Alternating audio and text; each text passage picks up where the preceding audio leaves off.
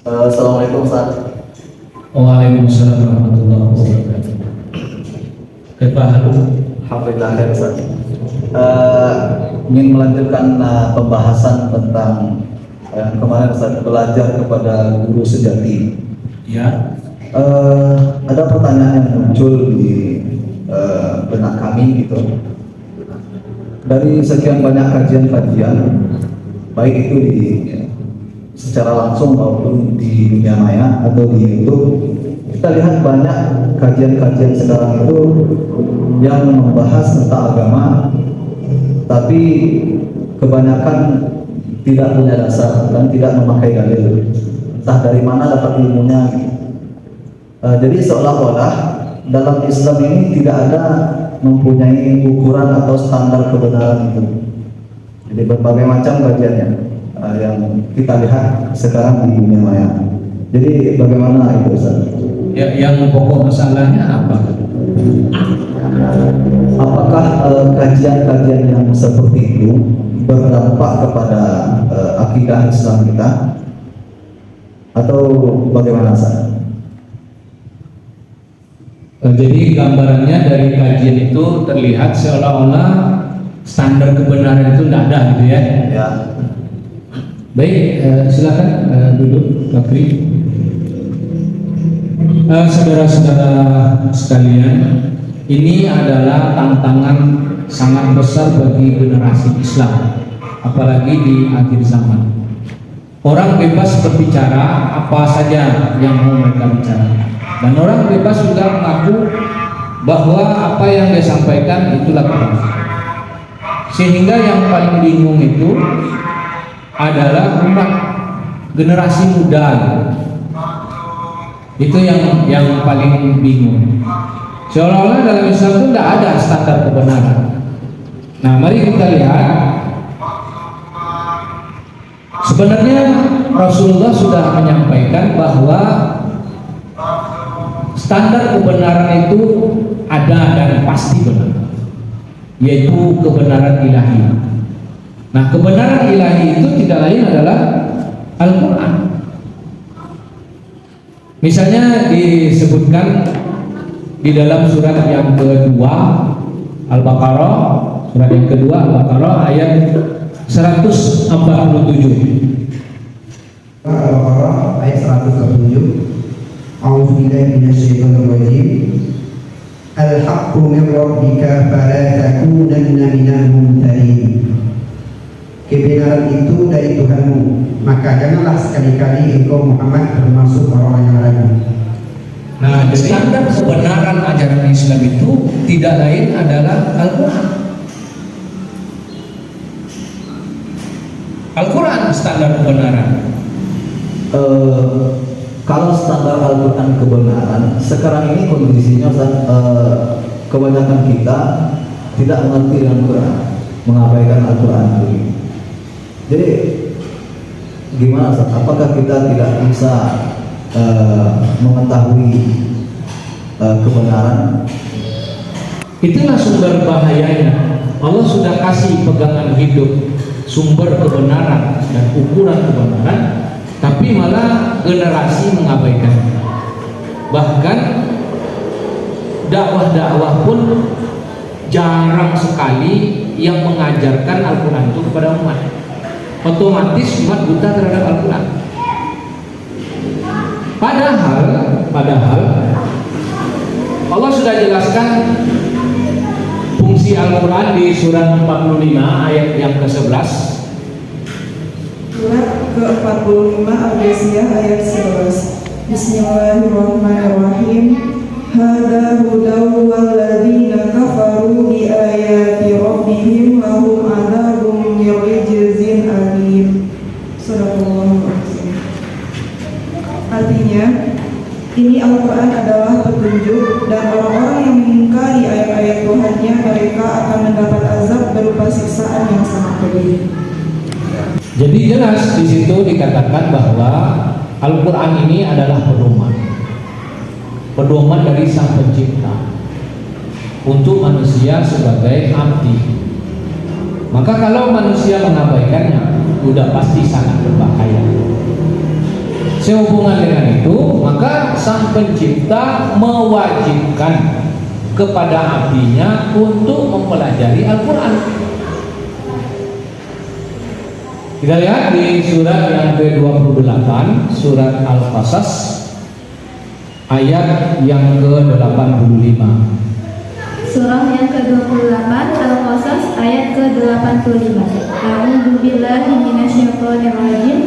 Innal ladzi farada 'alaikal Qur'an la radduka ila ma'ad. Qul rabbi a'lamu man jaa'a bil huda wa man huwa fi dhalalin mubin. Sesungguhnya Allah mewajibkan engkau atas Al-Qur'an. Benar-benar akan mengembalikan engkau ke tempat kembali. Katakanlah, Tuanku mengetahui orang yang membawa petunjuk dan orang yang berada dalam kesesatan yang nyata. Itu jelas Allah sebagai guru sejati mewajibkan kepada manusia sebagai abdinya untuk mempelajari Al-Quran. Mempelajari Al-Quran itu wajib. Sementara beriman dan kafir itu pilihan masing-masing. Maka kalau mau beriman, belajar dulu Al-Quran. Begitu juga kalau mau kafir, belajar dulu Al-Quran. Sebagaimana surah 18 Al-Kahfi ayat 29. Silakan. Surah ke-18 Al-Kahfi ayat 29. A'udzu billahi minasyaitonir rajim. Bismillahirrahmanirrahim. Wa qulil haqqu mir rabbikum faman syaa'a falyu'min wa man syaa'a falyakfur. Artinya, dan katakanlah Muhammad, kebenaran itu datangnya dari Tuhanmu. Barang siapa menghendaki beriman, hendaklah dia beriman, dan barang siapa menghendaki kafir, biarlah dia kafir. Kalau mau beriman atau kafirnya itu pilihan masing-masing. Yang paling aneh dan ajaib, bahkan kebodohan yang sangat besar, itu mau jadi kafir tidak jelas apa yang dikafiri, mau jadi mukmin tidak jelas apa yang diimani. Nah, begitu. Jadi seberapa besar bahayanya Ustaz kalau umat tidak mempelajari Al-Quran atau mengabaikannya? Yang pertama, umat Islam akan berilmu di tengah-tengah khilafiyah para ulama dan dalam kebohongan. Jadi umat berada di dalam kebohongan tentang ilmu agama, sementara para alimnya berselisih. Ini disebutkan di dalam Al-Quran surat 51 Az-Zariyat ayat 8 sampai 11.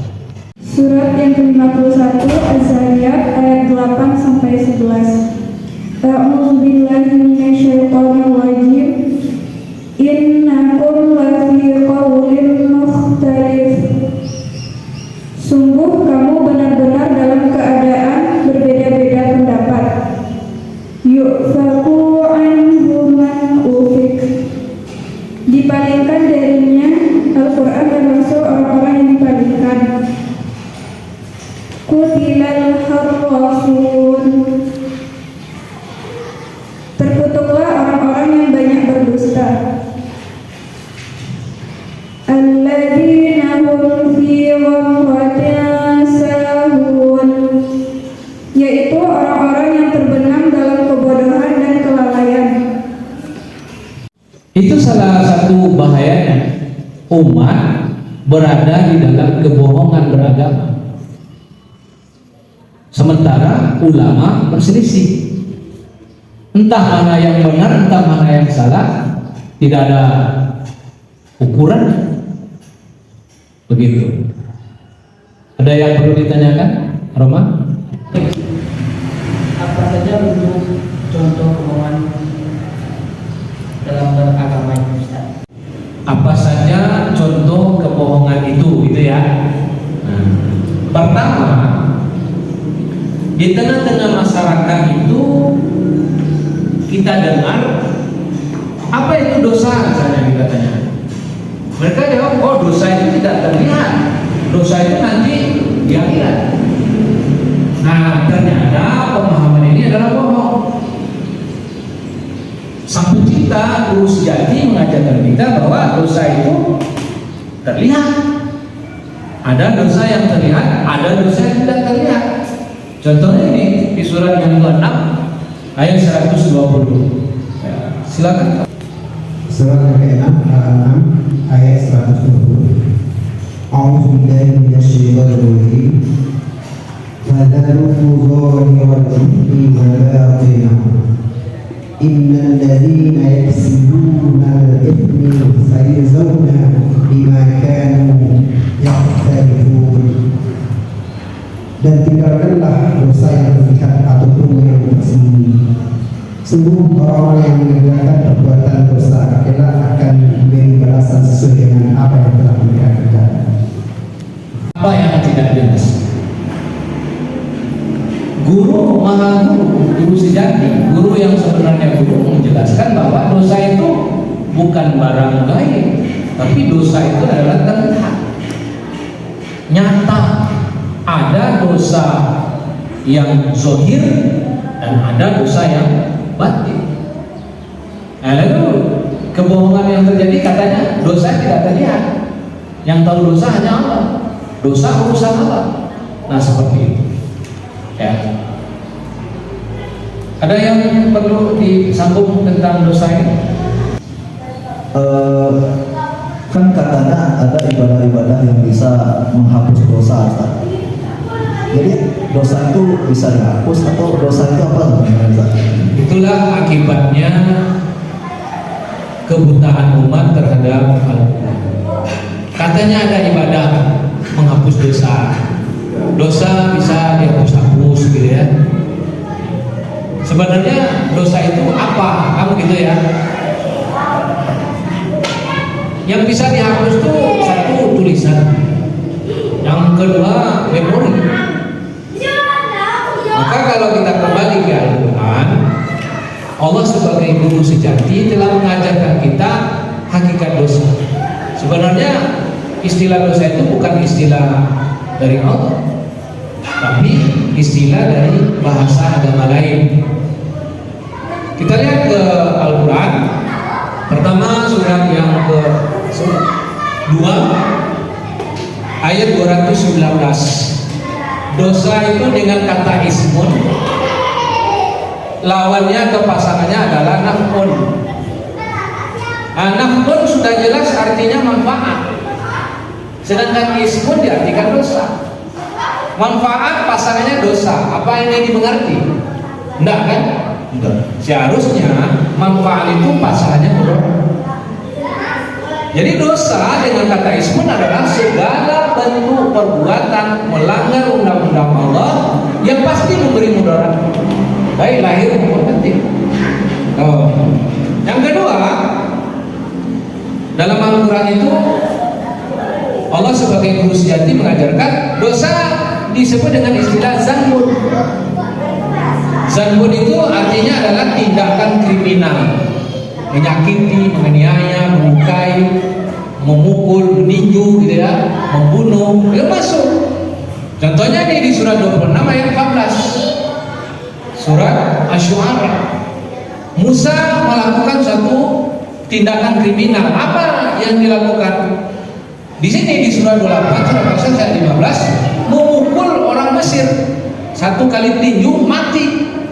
Maka Musa berkata, alayya zambun, ya. Kamu punya ayatnya? Wallahu alayya dzambun fa'afu. Aku melakukan satu tindakan kriminal terhadap mereka dan aku takut mereka akan membunuhku. Gitu. Yang ketiga itu khotoya. Khotoya itu adalah kesalahan artinya. Di sini dapat dilihat juga di surat 2 ayat 285 dengan kata akhta, ya. Akhta artinya kesalahan. Nah, di ayat ini dikatakan jangan kamu membunuh anak-anakmu karena takut miskin. Sesungguhnya membunuh mereka adalah khit'an kabir, satu kesalahan besar. Yang terakhir dipakai istilah yang diterjemahkan oleh Muslim itu dosa adalah junahun. Sebenarnya junahun itu artinya adalah melanggar. Dari sini misalnya masuk rumah yang bukan rumah domisili, bukan rumah tempat tinggal, misalnya rumah pondok di sawah atau halte gitu ya. Masuk ke rumah itu tidak membaca salam, tidak minta izin kepada pemiliknya, itu tidak dianggap suatu dosa, artinya bukan melanggar.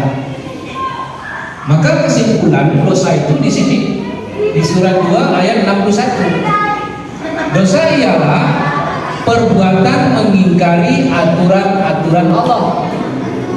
Dosa ialah perbuatan melanggar aturan-aturan Allah. Dosa ialah perbuatan mendurhakai aturan-aturan Allah. Jadi dosa tidak bisa dihapus, maka tidak ada perintah penghapusan dosa. Yang ada adalah perintah menjauhi. Apa persamaan menjauhi? Meninggalkan. Apalagi persamaannya? Tidak melakukan, ya, menjauhi, meninggalkan. Tidak ada istilah menghapus. Nah, karena kesalahpahaman itulah orang tidak mau meninggalkan dosa. Dia berbuat dosa pagi, sholat siang hari, lalu dosanya dia terhapus. Maka disitulah Muslim gaduh-gaduh terjadi.